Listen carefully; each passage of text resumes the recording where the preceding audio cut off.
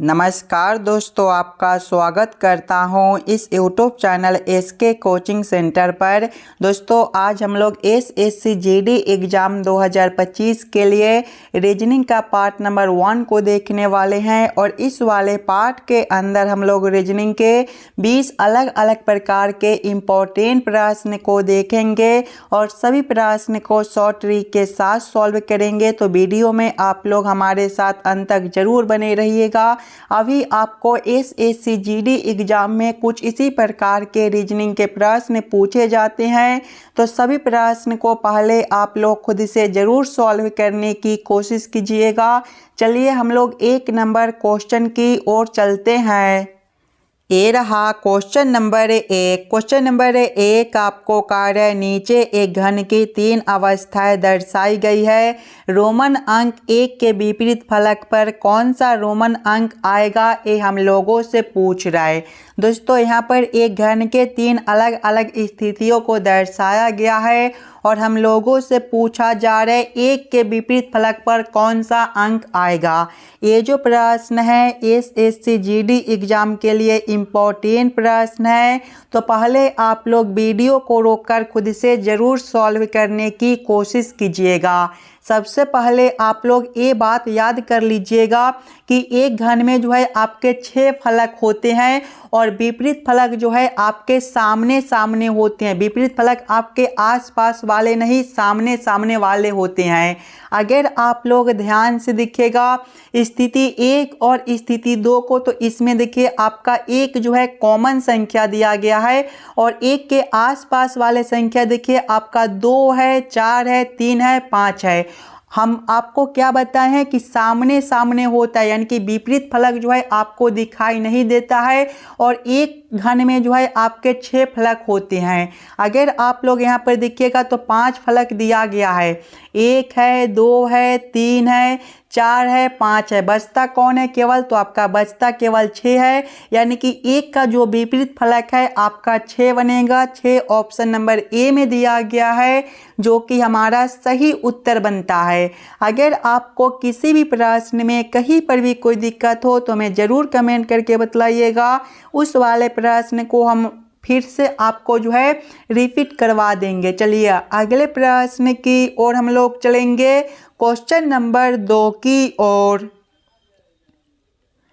ये रहा question number 2। Question number 2 आपको कह रहा है नीचे दिए गए प्रश्न में संबंधित शब्द को चुनिए। संबंधित शब्द चुनने के लिए बोला जा रहा है जिस प्रकार से कुत्ता का संबंध पिल्ला के साथ है, उसी प्रकार से हम लोगों से पूछा जा रहा है बिल्ली का संबंध कौन सा शब्द के साथ होगा, जो इस वाले क्वेश्चन मार्क पर भरे जाएंगे। अगर आप लोग ध्यान से देखिएगा तो कुत्ता के बच्चे को हम लोग पिल्ला बोलते हैं, तो कुत्ता से पिल्ला लिखा हुआ है। उसी प्रकार से दोस्तों बिल्ली के बच्चे को हम लोग क्या बोलते हैं, बिल्ली के बच्चे को जो है बिलैठा बोला जाता है, यानी कि इस वाले क्वेश्चन मार्क पर क्या भरा जाएगा, तो बिलैठा भरा जाएगा। बिलैठा देखिएगा कौन सा ऑप्शन में दिया गया है दोस्तों, बिलैठा जो है ऑप्शन नंबर सी में दिया गया है, जो कि हमारा सही उत्तर बनता है। चलिए अगले प्रश्न की ओर हम लोग चलेंगे, क्वेश्चन नंबर 3 की ओर। ये रहा क्वेश्चन नंबर 3। क्वेश्चन नंबर 3 आपको कह रहा है नीचे दिए गए प्रश्न में संबंधित संख्या को चुनिए। संबंधित संख्या चुनने के लिए बोला जा रहा है जिस प्रकार से 431 का संबंध 12 के साथ है, उसी प्रकार से हम लोगों से पूछा जा रहा है 345 का संबंध कौन सा संख्या के साथ होगा, जो इस वाले क्वेश्चन मार्क पर भरे जाएंगे। दोस्तों ये जो प्रश्न है नंबर एनालॉजी रीजनिंग का प्रश्न है और इस प्रकार के प्रश्न आपको ज़रूर एसएससी जीडी एग्जाम में पूछे जाएंगे। तो सबसे पहले आप लोग अपना दिमाग लगाकर इस वाले प्रश्न को खुद से ज़रूर सॉल्व करने की कोशिश कीजिएगा। पहले आप लोग ये समझने की कोशिश कीजिएगा 431 से हम लोग 12 किस प्रकार से ला सकते हैं। ये भी प्रश्न आसान प्रश्न है, बस आप लोग थोड़ा अपना दिमाग यूज कीजिएगा यहाँ पर। अगर आप लोग ध्यान से देखिएगा 431 को, तो 431 जो है आपका 4, 3 और 1 से मिलकर बनता है। अगर ये तीनों संख्या को हम लोग आपस में गुना करते हैं तो 4 गुना 3 जो है हमारा 12 हो जाएगा, और 12 गुना 1 करने पर भी 12 रहेगा। 12 आपका यहाँ पर दिया गया है। उसी प्रकार से आगे 345 है। 345 जो है आपका 3, 4 और 5 से मिलकर बनता है। इसके भी तीनों संख्या को हम लोग क्या करेंगे, तो आपस में गुना कर लेंगे। 3 गुना 4 12 हो जाएगा, और 12 गुना 5 जो है हमारा 60 बनेगा। 60 ऑप्शन नंबर बी में दिया गया है, जो कि हमारा सही उत्तर बनता है। इस वाले क्वेश्चन मार्क पर आपका 60 भरा जाएगा। क्लियर है। चलिए अगले प्रश्न की ओर हम लोग चलेंगे, क्वेश्चन नंबर 4 की ओर। ये रहा क्वेश्चन नंबर 4। क्वेश्चन नंबर 4 आपको कह रहे नीचे दिए गए प्रश्न में संबंधित अक्षरों को चुनिए। संबंधित अक्षर चुनने के लिए बोला जा रहा है, जिस प्रकार से YWUS का संबंध QOMK के साथ है, उसी प्रकार से हम लोगों से पूछा जा रहा है ZXVT का संबंध कौन सा अक्षर के साथ होगा, जो इस वाले क्वेश्चन मार्क पर भरे जाएंगे। एकदम आसान सा प्रश्न है। अगर आप लोग ध्यान से देखिएगा सिंगल अक्षर को, तो देखिए Y से आपका Q है। दोस्तों Y जो होता है ABCD के क्रम में 25वें नंबर पर होता है, और Q आपका 17वें पर। यहाँ पर जो है आपका -8 कर दिया गया है।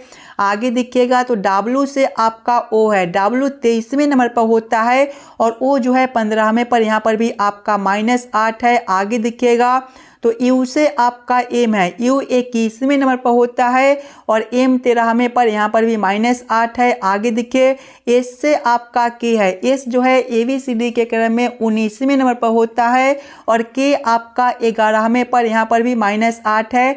यानी कि सभी अक्षर में -8 करता है। तो यही सेम अब हम लोग आगे करेंगे।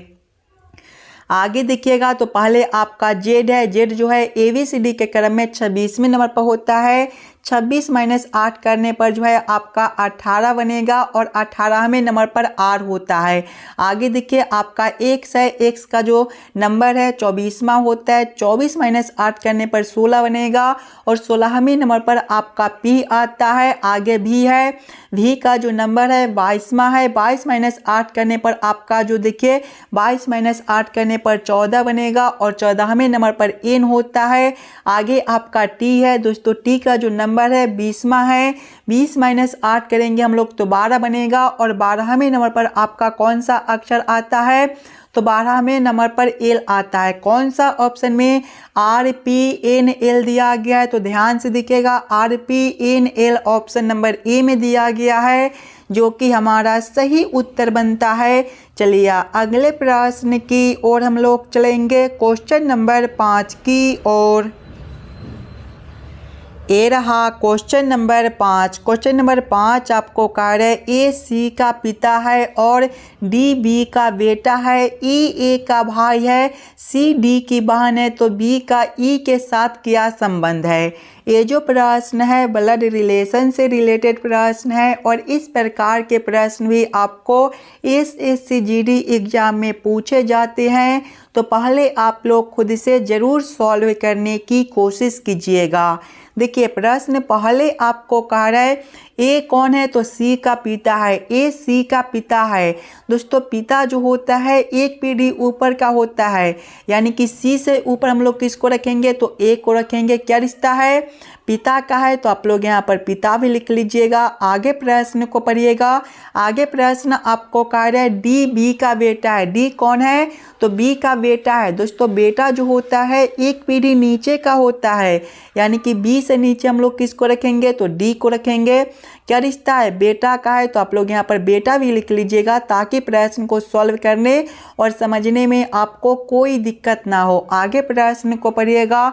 आगे प्रश्न आपको कह रहा है ई ए का भाई है। ई कौन है, तो ए का भाई है। दोस्तों भाई जो होता है एक ही पीढ़ी का होता है, यानी कि ए के सामने किसको रखेंगे, तो ई को रखेंगे। क्या रिश्ता है, भाई का है, तो आप लोग यहाँ पर भाई भी लिख लीजिएगा। आगे प्रश्न को पढ़िएगा। आगे प्रश्न आपको कह रहे हैं सी डी की बहन है। सी कौन है, तो डी की बहन है। देखिए ये दोनों का जो रिश्ता है बहन का है, तो आप लोग यहाँ पर बहन भी लिख लीजिएगा। आगे प्रश्न को पढ़िएगा। आगे प्रश्न आप लोगों से पूछ रहा है तो बी का ई के साथ क्या संबंध है। देखिए बी और ई का रिश्ता हम लोगों से पूछ रहा है। बी और ई का रिश्ता हम लोगों से पूछ रहा है। अगर आप लोग ध्यान से देखिएगा तो ई जो है ए का भाई है और ए का जो कौन है, ए का जो सी है वो आपका दोस्तों पिता है। सी कौन है, ए कौन है, तो सी का पिता है। और सी का बहन कौन है, डी है। और डी किसका बेटा है, बी का बेटा है। यानी कि ए का जो बी है पत्नी लगती है। ए का पत्नी कौन है, तो बी है। यानी कि आपके भाई का पत्नी आपका कौन लगेगा, तो आपके भाई का जो पत्नी है वो आपका भाभी लगेगा। यानी कि यहाँ पर जो रिश्ता बनता है दोस्तों भाभी का रिश्ता बनता है। भाभी आपका ऑप्शन नंबर ए में दिया गया है, जो कि हमारा सही उत्तर हो जाएगा। चलिए अगले प्रश्न की ओर हम लोग चलेंगे, क्वेश्चन नंबर 6 की ओर। ये रहा क्वेश्चन नंबर 6। क्वेश्चन नंबर 6 आपको कह रहा है किसी कोड भाषा में टेबल को ELVAT लिखा जाता है, उसके कोड में चेयर को कैसे लिखा जाएगा, ये हम लोगों से पूछ रहा है। कोडिंग डी कोडिंग से रिलेटेड प्रश्न है और एकदम आसान सा प्रश्न है। अगर आप लोग ध्यान से देखिएगा टेबल को, तो टेबल जो है आपका TABLE से मिलकर बनता है और इसका कोड को देखिएगा तो इसका कोड जो है आपका ELBAT दिया गया है। एकदम आसान सा प्रश्न है, थोड़ा सा दिमाग लगाइएगा तो इस वाले प्रश्न को एकदम आसानी के साथ सॉल्व कर पाइएगा। देखिए सबसे पहले वाले अक्षर को लास्ट में कर दिया गया है, कुछ इस प्रकार से जो है अक्षर को बदल दिया गया है। यही सेम हम लोग क्या करेंगे, तो चेयर के साथ करेंगे। चेयर जो है आपका CHAIR से मिलकर बनता है, इसके भी सभी अक्षर के साथ वही करेंगे। पहले वाले अक्षर को हम लोग क्या करेंगे, तो लास्ट में लिखेंगे। ए वाले अक्षर जो है आपके यहाँ पर हो जाएंगे, ए वाला अक्षर जो है आपका यहाँ पर आ जाएगा, आई जो है आपका यहाँ पर हो जाएगा और आर लास्ट में है तो आर जो है आपका सबसे पहले हो जाएगा। कौन सा ऑप्शन में RIACH दिया गया है, तो RIACH जो है आपके ऑप्शन नंबर दिखेगा तो ए में दिया गया है, जो कि हमारा सही उत्तर बनता है। चलिए अगले प्रश्न की ओर हम लोग चलेंगे, क्वेश्चन नंबर 7 की ओर। ये रहा क्वेश्चन नंबर 7। दोस्तों ये जो प्रश्न है वेन आरेख वेन डायग्राम से रिलेटेड प्रश्न है। पुलिस चोर और अपराधी का किस प्रकार से वेन आरेख वेन डायग्राम बनेगा, ये हम लोगों से पूछ रहा है। सबसे पहले आप लोग ये सभी शब्दों को ध्यान से देखिएगा और समझने की कोशिश कीजिएगा कौन शब्द किसके साथ संबंधित है, किसके अंदर हम लोग किसको रख सकते हैं। अगर आप लोग ध्यान से देखिएगा तो अपराधी के अंदर जो है आपके चोर हो जाएंगे। दोस्तों चोर जो है एक अपराधी होता है, यानी कि चोर के अपराधी के अंदर हम लोग किसको रखेंगे, तो चोर को रखेंगे। सबसे पहले अपराधी के लिए एक आरेख बना लेंगे और अपराधी के अंदर हम लोग चोर को रख देंगे। उसके बाद पुलिस है। दोस्तों पुलिस जो है ये दोनों शब्द से अलग दिया गया है। बहुत सारे बच्चे करेंगे कि पुलिस जो है चोर को पकड़ता है तो पुलिस के अंदर चोर को रख देंगे, लेकिन पुलिस जो है आपका चोर से अलग दिया गया है। ये दोनों शब्द अलग अलग है। पुलिस का काम होता है सुरक्षा करना, यानी कि पुलिस के लिए एक अलग आरेख बनाएंगे।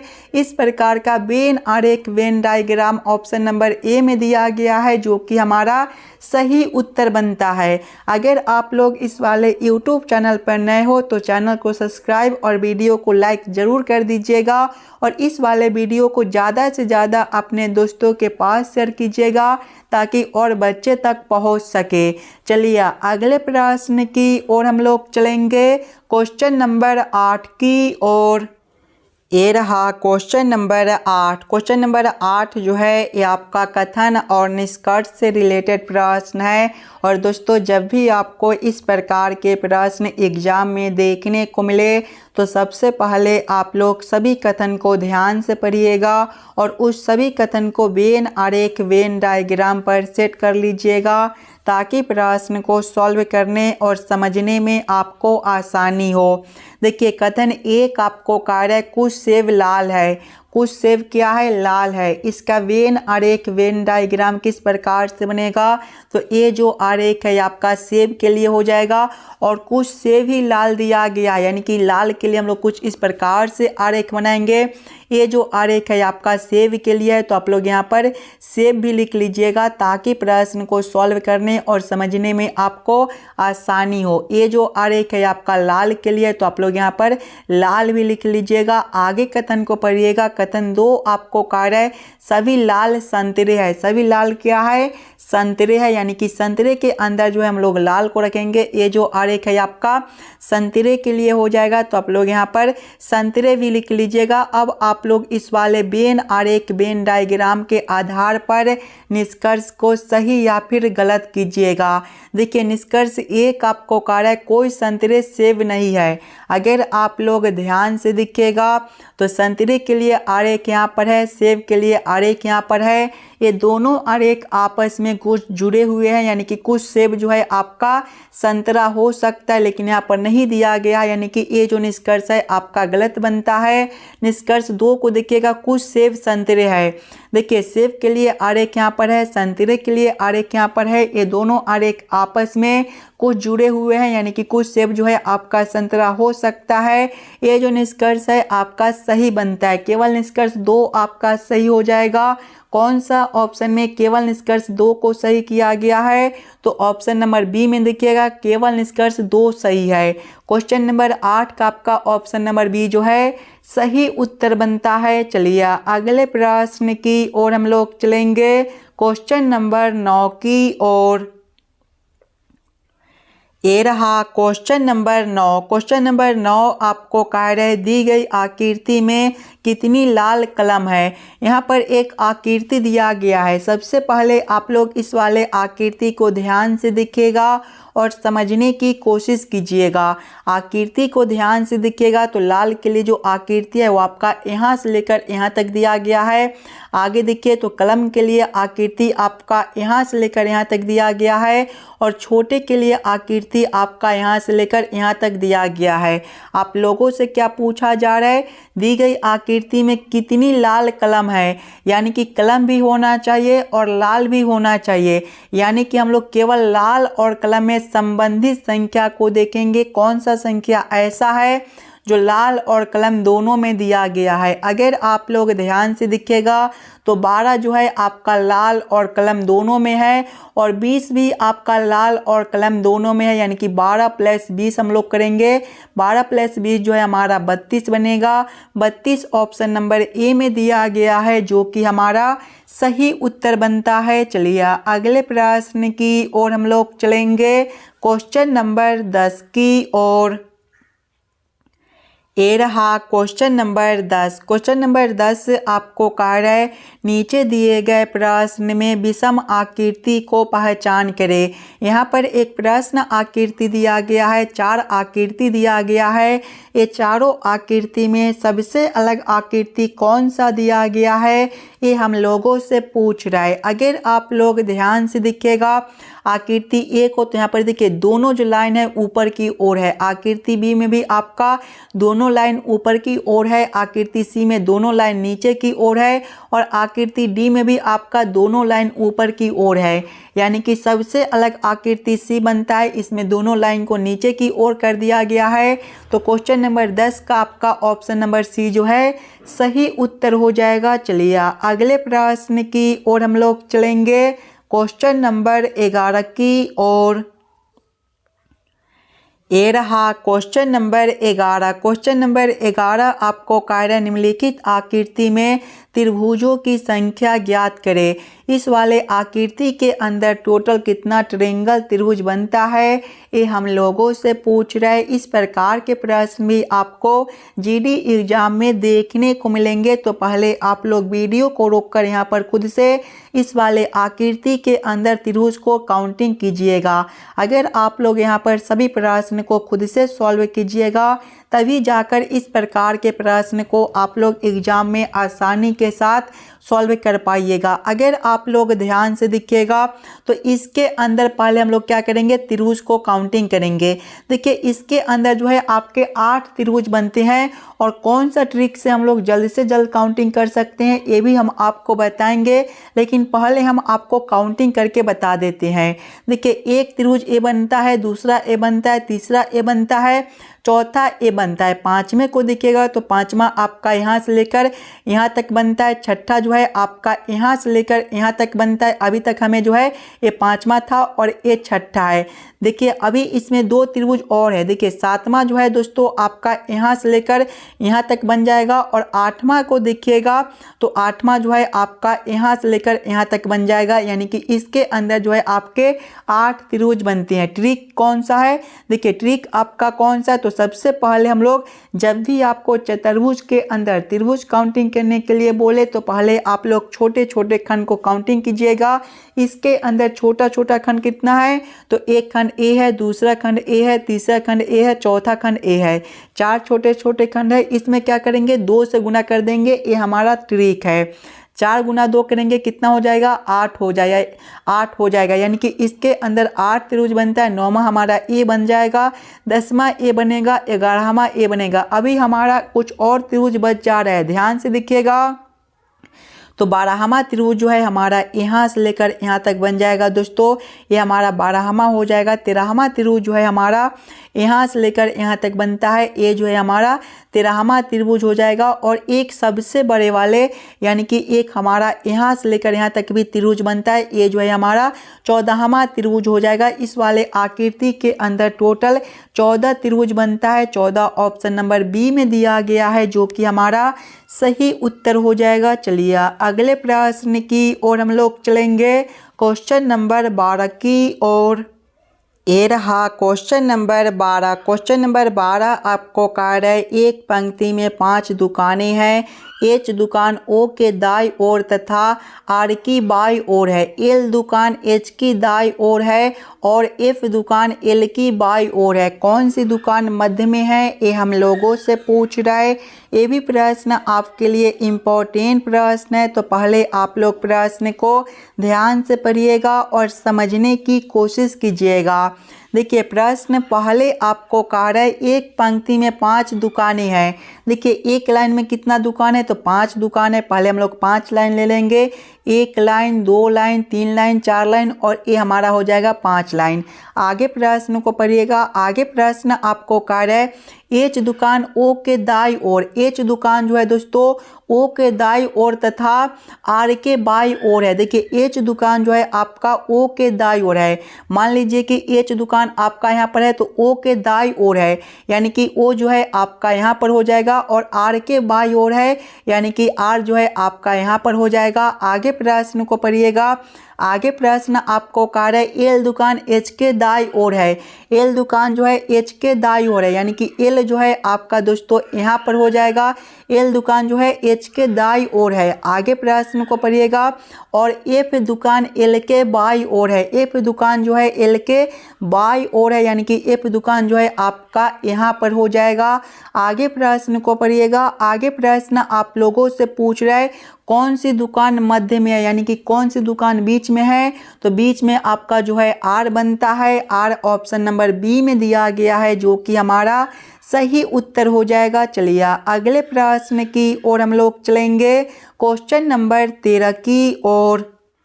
ये रहा क्वेश्चन नंबर 13। क्वेश्चन नंबर 13 आपको कहा है एक व्यक्ति दक्षिण दिशा में 15 मीटर चलता है, फिर अपने दाएं मुड़कर 15 मीटर चलता है, उसके बाद अपने बाएं मुड़कर 10 मीटर चलता है, फिर से वह अपने बाएं मुड़कर 15 मीटर चलता है।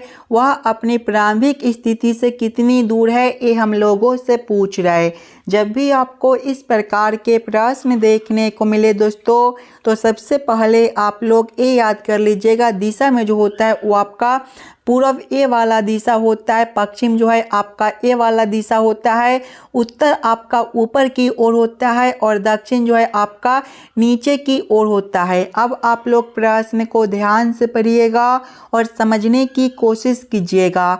देखिए प्रश्न आपको कह रहा है एक व्यक्ति दक्षिण दिशा में 15 मीटर चलता है। दक्षिण कौन सा दिशा है, तो दक्षिण ए वाला दिशा, यानी कि पहले व्यक्ति जो है ए वाला दिशा में 15 मीटर चलता है। आगे प्रश्न को पढ़िएगा। फिर अपने दाएं मुड़कर 15 मीटर चलता है। जब यहाँ से वह दाईं ओर मुड़ेगा तो उसका दिशा कौन सा हो जाएगा दोस्तों, जब यहाँ से वह दाईं ओर मुड़ेगा तो उसका दिशा जो है ए वाला हो जाएगा, यानी कि ए वाला दिशा में वह फिर से 15 मीटर चलता है। आगे प्रश्न को पढ़िएगा। उसके बाद अपने बाएं मुड़कर 10 मीटर चलता है। जब यहाँ से वह बाईं ओर मुड़ेगा तो इसका दिशा जो है ए वाला हो जाएगा, यानी कि ए वाला दिशा में वह 10 मीटर चलता है। आगे प्रश्न को पढ़िएगा। आगे प्रश्न आपको कह रहा है फिर से वह अपने बाएं मुड़कर 15 मीटर चलता है। जब यहाँ से वह बाईं ओर मुड़ेगा तो इसका दिशा जो है ए वाला हो जाएगा, यानी कि ए वाला दिशा में वह फिर से 15 मीटर चलता है। आगे प्रश्न को पढ़िएगा। आगे प्रश्न आप लोगों से पूछ रहा है वह अपने प्रारंभिक स्थिति से कितनी दूर है। देखिए यहाँ से चलना शुरू किया है और यहाँ तक चलकर आया है, यहाँ से लेकर यहाँ तक का दूरी हम लोगों से पूछ रहा है। अगर आप लोग ध्यान से दिखेगा तो ए वाला दूरी कितना है, 15 मीटर है, और ए वाला दूरी कितना बनेगा, देखिए इधर 10 मीटर है तो ए वाला भी इधर 10 मीटर ही बनेगा। 15 + 10 कितना होता है, 25 मीटर होता है। 25 मीटर ऑप्शन नंबर बी में दिया गया है, जो कि हमारा सही उत्तर बनता है। चलिए अगले प्रश्न की ओर हम लोग चलेंगे, क्वेश्चन नंबर 14 की ओर। ये रहा क्वेश्चन नंबर 14। क्वेश्चन नंबर 14 आपको कह रहा है कौन से चिन्हों और संख्याओं को परस्पर बदल देने से निम्नलिखित समीकरण सही बनेगा। दोस्तों यहाँ पर एक समीकरण दिया गया है 6 + 2 - 3 = 16। ये जो समीकरण है ये आपका गलत है। प्रश्न आप लोगों से पूछ रहा है कौन से संख्याओं और चिन्हों को आपस में बदलने पर ये जो समीकरण है सही बनेगा। सबसे पहले समीकरण को ध्यान से देखिएगा और समझने की कोशिश कीजिएगा। देखिए हमें 6, 2 और 3 से 16 लाना है। अगर सबसे पहले हम लोग जोड़ के जगह पे गुना को रख देते हैं और 2 के जगह पे 3 और 3 के जगह पे 2 को, तो देखिए हमें क्या करना होगा, सबसे पहले जोड़ के जगह पे गुना को रखना है, तो 6 गुना क्या करेंगे, 3 करेंगे। देखिए 2 के जगह पे 3 को भी रखना है, घटाव करेंगे, 3 के जगह पे 2 को रखना है तो घटाव करेंगे 2। 6 गुना 3 हमारा कितना होता है, 18 होता है, घटाव करेंगे 2, 18 घटाव 2 जो है हमारा 16 बनेगा। 16 आपका यहाँ पर दिया गया है। हम लोग क्या किए हैं कि जोड़ के जगह पे किसको रखे हैं, तो गुना को रखे हैं, और 2 के जगह पे किसको रखे हैं, तो 3 को, और 3 के जगह पे 2 को। कौन सा ऑप्शन में आपका जोड़ गुना 3 2 दिया गया है, तो ऑप्शन नंबर बी में देखिएगा गुना जोड़ 3 2 दिया गया है, जो कि हमारा सही उत्तर बनता है। चलिए अगले प्रश्न की ओर हम लोग चलेंगे, क्वेश्चन नंबर 15 की ओर। ये रहा क्वेश्चन नंबर 15। क्वेश्चन नंबर 15 आपको कह रहा है नीचे दिए गए श्रृंखला को पूरा करें। यहाँ पर एक श्रृंखला सीरीज दिया गया है और यहाँ पर एक क्वेश्चन मार्क है।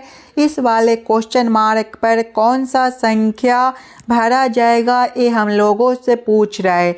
अगर आप लोग ध्यान से देखिएगा श्रृंखला सीरीज को, तो पहले जो है आपका 2 दिया गया है, 2 के आगे 3 है, 3 के आगे जो है आपका 10 दिया गया है, 10 के आगे 15 है, और 15 के आगे क्वेश्चन मार्क है। दोस्तों ये सभी संख्या को ध्यान से देखिए, ये सभी संख्या जो है किसी न किसी संख्या के स्क्वायर के करीब दिया गया है। जैसे कि 2 जो है ये आपका 1 का स्क्वायर प्लस 1 है, 3 जो है ये आपका 2 का स्क्वायर माइनस 1 है, 10 जो है ये आपका 3 का स्क्वायर प्लस 1 है, 15 जो है ये आपका 4 का स्क्वायर माइनस 1 है और आगे क्वेश्चन मार्क है। देखिए 1 का स्क्वायर, 2 का स्क्वायर, 3 का स्क्वायर, 4 का स्क्वायर यानी कि अगला 5 का स्क्वायर बनेगा। उसके बाद देखिए एक बार प्लस 1 करता है तो एक बार माइनस 1 करता है, यहाँ पर माइनस 1 है यानी कि अगला प्लस 1 हो जाएगा। 5 का स्क्वायर 25 होता है, 25 प्लस 1 करने पर जो है 26 बनेगा, यानी कि इस वाले क्वेश्चन मार्क पर जो है 26 भरा जाएगा। 26 ऑप्शन नंबर बी में दिया गया है जो कि हमारा सही उत्तर बनता है। चलिए अगले प्रश्न की ओर हम लोग चलेंगे, क्वेश्चन नंबर 16 की ओर। ये रहा क्वेश्चन नंबर 16। क्वेश्चन नंबर 16 आपको कह रहा है नीचे दिए गए अक्षर श्रृंखला को पूरा करें।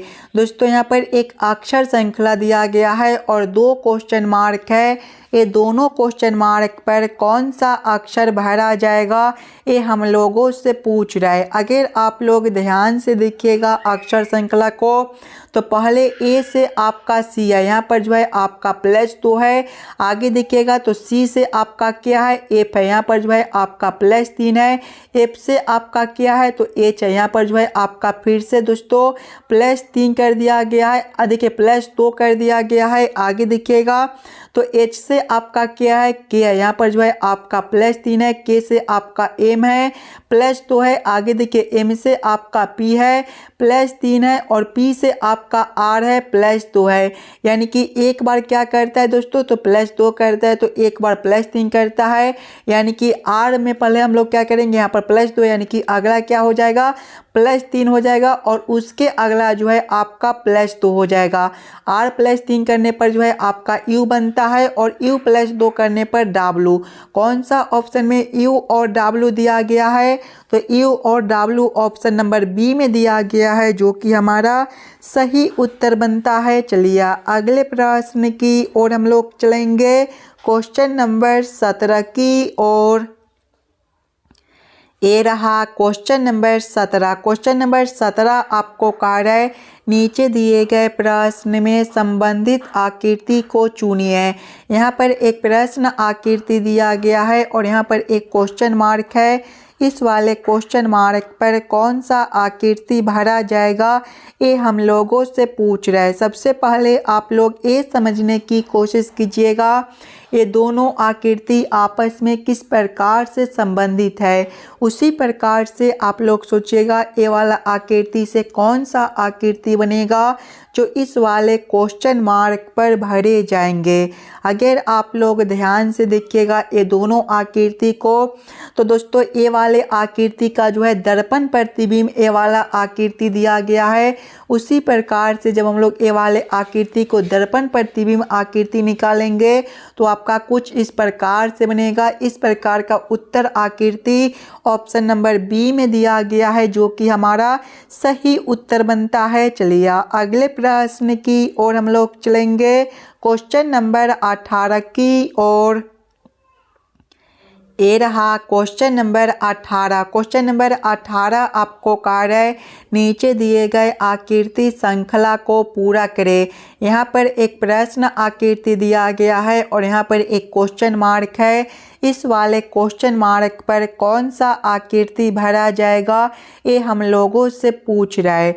सबसे पहले आप लोग ये सभी आकृति को ध्यान से देखिएगा और समझने की कोशिश कीजिएगा ये सभी आकृति आपस में किस प्रकार से संबंधित है। इसी प्रकार के संबंधित अगला आकृति कौन सा बनेगा जो इस वाले क्वेश्चन मार्क पर भरे जाएंगे। अगर आप लोग ध्यान से देखिएगा अगर हम लोग ये वाले आकृति को 45 डिग्री घुमाते हैं तो आपका इस प्रकार का आकृति बनेगा और देखिए तीर का चिन्ह आपका ऊपर की ओर है तो इसमें नीचे की ओर कर दिया गया है। जब हम लोग इस वाले आकृति को 45 डिग्री घुमाते हैं तो हमारा इस प्रकार का आकृति बनता है। और देखिए तीर का चिन्ह नीचे की ओर है तो इसमें ऊपर की ओर कर दिया गया है। उसी प्रकार से दोस्तों जब हम लोग इस वाले आकृति को 45 डिग्री घुमाएंगे तो यहाँ पर लाइन इस प्रकार से है। ये जो लाइन है ये आपका इस प्रकार से हो जाएगा और तीर का चिन्ह देखिए इधर है तो उलटकर आपका इधर हो जाएगा। इस प्रकार का उत्तर आकृति ऑप्शन नंबर बी में दिया गया है, जो कि हमारा सही उत्तर बनता है। चलिए अगले प्रश्न की ओर हम लोग चलेंगे, क्वेश्चन नंबर 19 की ओर। ये रहा क्वेश्चन नंबर 19। क्वेश्चन नंबर 19 आपको कह रहा है लुप्त संख्या ज्ञात करें। ये जो प्रश्न है मिसिंग नंबर से रिलेटेड प्रश्न है। यहाँ पर एक क्वेश्चन मार्क दिया गया है। इस वाले क्वेश्चन मार्क पर कौन सा संख्या भरा जाएगा ये हम लोगों से पूछ रहा है। सबसे पहले आप लोग ये समझने की कोशिश कीजिएगा ये तीनों संख्या से यहाँ पर बीच वाला संख्या 38 किस प्रकार से लिखा हुआ है, ये तीनों संख्या से बीच वाला संख्या 56 किस प्रकार से लिखा हुआ है। उसी प्रकार से आप लोग सोचिएगा ये तीनों संख्या से कौन सा संख्या बनेगा जो इस वाले क्वेश्चन मार्क पर भरे जाएंगे। सबसे पहले हम लोगों को क्या करना है तो 6, 9 और 4 से 38 लाना है।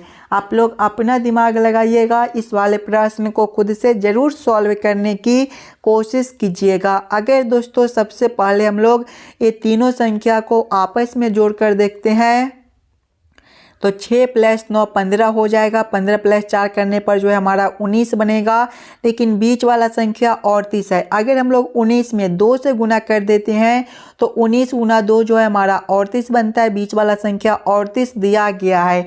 यही सेम आगे करेंगे। यहाँ पर भी पहले तीनों संख्या को आपस में गुना कर लेंगे, उसके बाद 2 से गुना करेंगे। सभी संख्या को आपस में जोड़ लेंगे, उसके बाद 2 से गुना करेंगे। 9 + 11 20 हो जाएगा। 20 + 8 करने पर 28 और जब हम लोग 28 में 2 से गुना करते हैं तो हमारा 56 बनता है। 56 आपका यहाँ पर दिया गया है। यानी कि इस वाले प्रश्न को हम लोग इसी प्रकार से सॉल्व कर सकते हैं। तो यही सेम अब हम लोग आगे करेंगे। यहाँ पर भी तीनों संख्या को आपस में जोड़ लेंगे और जोड़ने के बाद 2 से गुना कर देंगे। 13 + 11 करने पर 24 बनेगा और 24 + 12 करने पर 36 और जब हम लोग 36 में 2 से गुना करते हैं तो हमारा 72 बनेगा। 72 ऑप्शन नंबर ए में दिया गया है, जो कि हमारा सही उत्तर बनता है। इस वाले क्वेश्चन मार्क पर आपका 72 भरा जाएगा। चलिए अगले प्रश्न की ओर हम लोग चलेंगे, क्वेश्चन नंबर 20 की ओर। ये रहा क्वेश्चन नंबर 20। क्वेश्चन नंबर 20 आपको कह रहा है नीचे दिए गए प्रश्न आकृति का सही दर्पण छवि चुनिए। यहाँ पर एक प्रश्न आकृति दिया गया है। कुछ इस प्रकार का आपका प्रश्न आकृति है और प्रश्न आप लोगों से पूछ रहा है इस वाले प्रश्न आकृति का किस प्रकार से दर्पण प्रतिबिंब बनेगा। अगर आप लोग ध्यान से देखिएगा दर्पण को तो कुछ इस प्रकार का आपका जो है दर्पण दिया गया है। और दोस्तों जब भी आपको इस प्रकार के दर्पण देखने को मिले तो प्रश्न आकृति जो है आपका बाएं से उलटकर दाएं में चला जाता है और दाएं वाले आकृति उलटकर बाएं में चले आते हैं। यानी कि जब हम लोग इस वाले आकृति को इस प्रकार से उलटेंगे तो ये जो आकृति है ये आपका सबसे पहले इसी प्रकार का रहेगा, लेकिन आपका ये जो गोला यहाँ पर दिया गया है ये आपके उलटने के बाद यहाँ पर इस प्रकार से हो जाएंगे। इस प्रकार का उत्तर आकृति ऑप्शन नंबर सी में दिया गया है, जो कि हमारा सही उत्तर बनता है। आशा करता हूँ दोस्तों आप लोग सभी प्रश्न को बढ़िया से समझ गए होंगे।